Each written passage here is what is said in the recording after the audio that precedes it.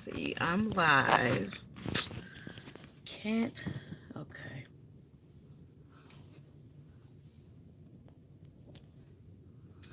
Hey everyone. So I decided. What's the glare, y'all? Hey everyone. So I decided today to post this video of something very serious that happened to me when I was 23, I believe. And this really hurt me really bad, and I took it very hard. So when I was 22, I got pregnant, and on my 23rd birthday I went to my first doctor's appointment. So I went to my first doctor's appointment to get my ultrasound done. And before I jump into this video is to let anyone know if they had a miscarriage and they just don't know how to really register it or how to deal with it, that you're not alone. And I'm praying for anyone that's going through anything that took place. So when I was 23, on my 23rd birthday, I went to my first doctor's appointment to get my ultrasound, and I was so excited to see what I was having. And so while they were doing the ultrasound, the doctor was not talking. He was just moving the thing, and I'm like, "What's wrong?" He said, "Call your family. You have miscarried." Now, y'all, this was on my birthday.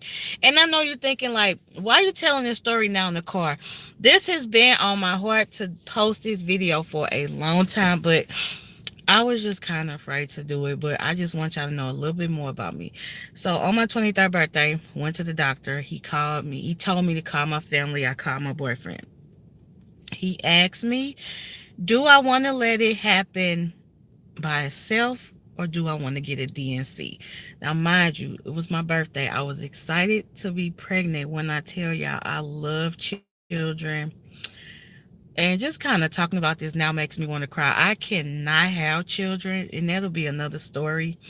So I called my boyfriend, called my mom, called my dad, called my grandma, called everyone I know. I left the doctor. I immediately went to my grandmother's house and I broke down crying. Like, I'm like, oh my God, so you telling me that I just had a miscarriage on my birthday? They couldn't tell me how long the baby had been deceased or anything like that. When I tell y'all, it's dark. When I tell y'all, my feelings were hurt like so bad. I felt like such a failure. I was like, what did I do? Why did I deserve this on my birthday? And just kind of talking about it now, I'm 37 now, and this happened when I was 23. And I know it's so many people I know. What time is it, y'all? I gotta go. It's so many people I know that have experienced. I'm sorry, y'all didn't got something on the screen. Hold on. There are so many people that I know that have experienced a miscarriage, and they don't want to tell me about it because I had a miscarriage when I was on my birthday. So right after that, I also found out with the miscarriage that I had uterine fibroids. So uterine fibroids, and I had a miscarriage on my birthday. Like, I was just like, oh my God, like, is that why I had the miscarriage? Like, please tell me something. So I had the miscarriage on my birthday. It was the worst birthday I ever had. I had a DNC on my birthday. And right after that, I went back to the doctor. He was like, everything will be okay. You could try again. I'm like, sir, I don't want to try again. I wanted this baby. Like, I've always wanted kids my entire life. I love children. And so I was just like, okay, so what do we do now? He was like, well, just, rest up and try again in a couple of months. I tried again in a couple of months. I got pregnant again. This time there was an egg with no sac. So I'm like, Lord, like, am I like not supposed to have kids right now? Because I got pregnant not once, but twice. and had two miscarriages. The first time was very hard on me. That was on my birthday.